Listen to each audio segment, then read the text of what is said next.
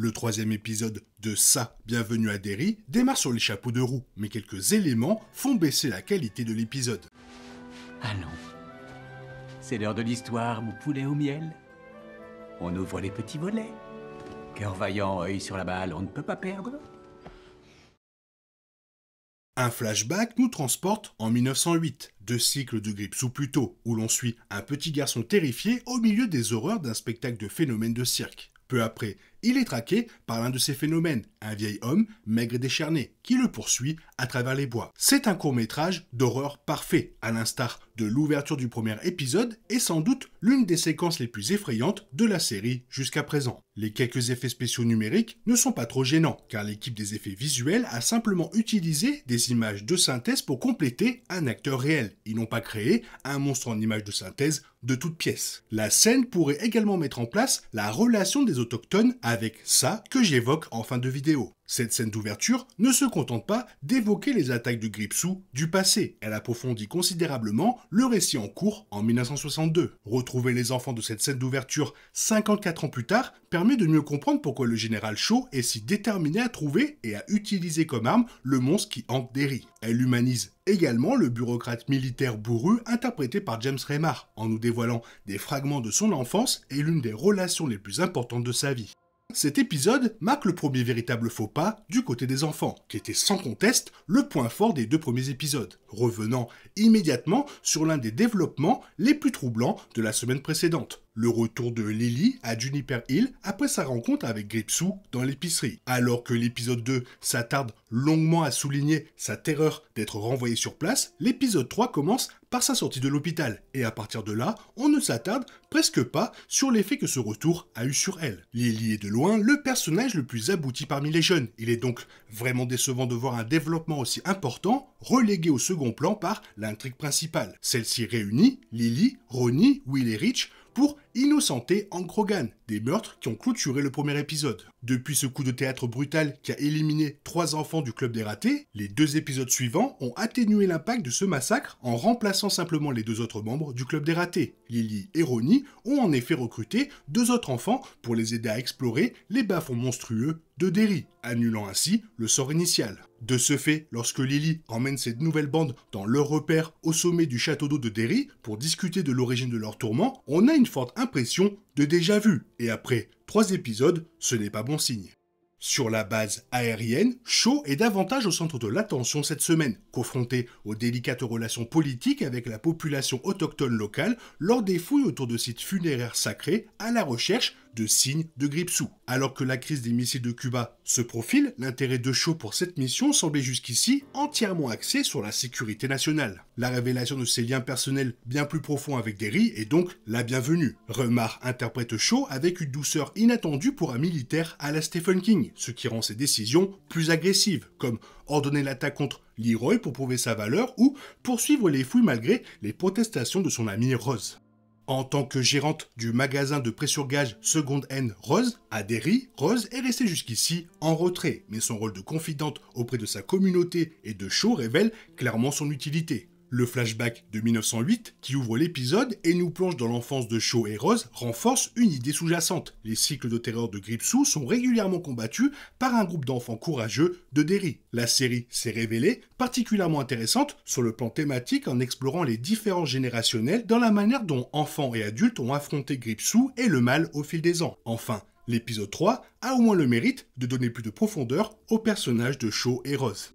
Chris Scholk livre une nouvelle performance magistrale dans le rôle de Dick Halloran, et grâce à lui, nous découvrons l'un des rares moments forts de l'épisode 3, une vision psychique rendue possible par son don de l'emplacement sous Derry où Gripsou a élu domicile. Scholk impressionne par son jeu, utilisant avec brio les tics et les murmures caractéristiques de Scatman Crothers, tandis que ses visions le ramènent sur des chemins terrifiants. Avant que sa vision ne puisse lui nuire, sa grand-mère apparaît soudainement et lui demande de partir. Ce détail est intéressant car, dans Shining, Dick Halloran confie à Danny qu'il a hérité de ses pouvoirs surnaturels de sa grand-mère. L'apparition de cette dernière renforce encore ce lien familial surnaturel. Son don lui permet de voir ce qui se passe réellement à Derry. Les enfants disparus, les monstres flottants, l'obscurité oppressante. Nous comprenons assez bien comment Gripsou opère sur notre plan d'existence physique, mais comme nous visitons cet endroit à travers une vision psychique, la rencontre de Dick avec le clown dansant est bien plus angoissante. Shulk le souligne d'ailleurs après la fin de la vision de Dick. Lorsqu'il dit ces mots à chaud, il n'était pas censé nous voir, qui résonne avec toute la gravité que cela mérite.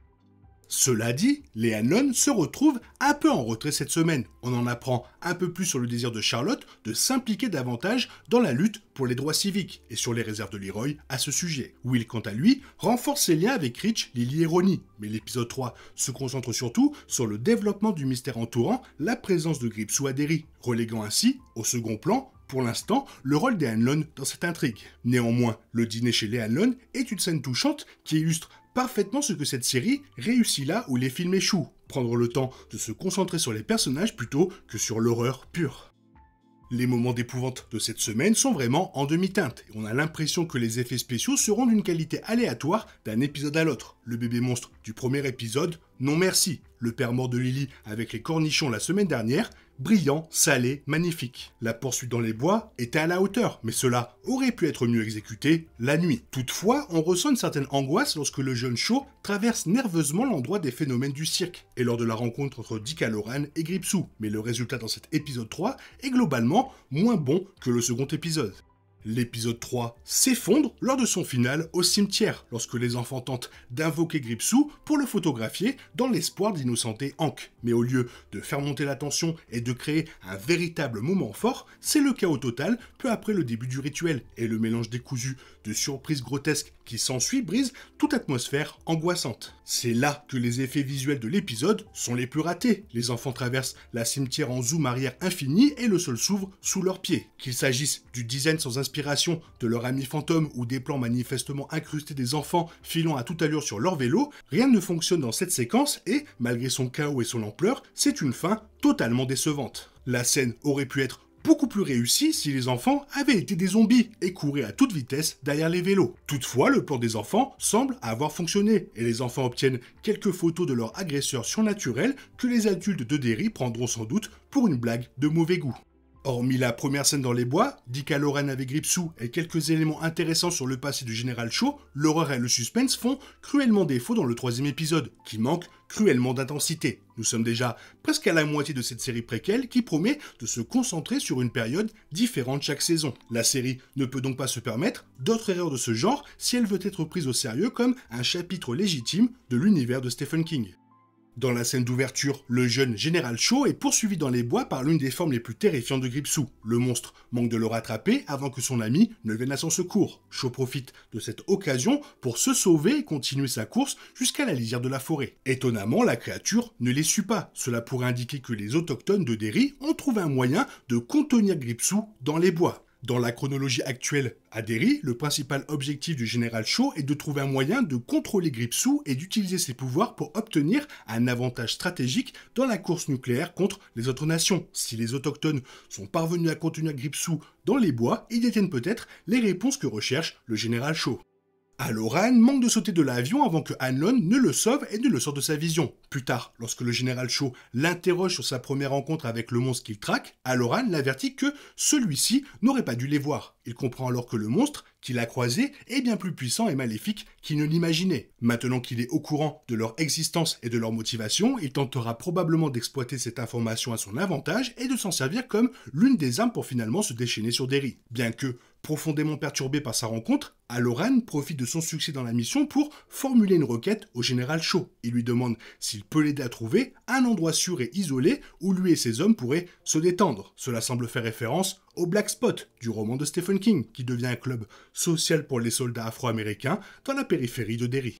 Will prend une photo de Gripsou. Plus tard, en la regardant avec ses amis, il remarque un clown. C'est ainsi que la série introduit la forme la plus récurrente du monstre. Il est important de noter que, même si Gripsou est souvent représenté comme un clown, ce n'est pas sa véritable apparence. Selon l'univers du roman de Stephen King, le monstre prend fréquemment l'apparence d'un clown pour attirer les enfants. Il utilise ce déguisement comme un appât pour les piéger avant de les dévorer. À l'avenir, il continuera probablement d'apparaître sous la forme de clown à plusieurs reprises afin d'attiser la curiosité de Will et de ses amis. La série pourrait même revisiter certains aspects de l'histoire originale de Stephen King et explorer plus en profondeur comment l'entité centrale a fini par adopter cette forme de clown comme apparence par défaut.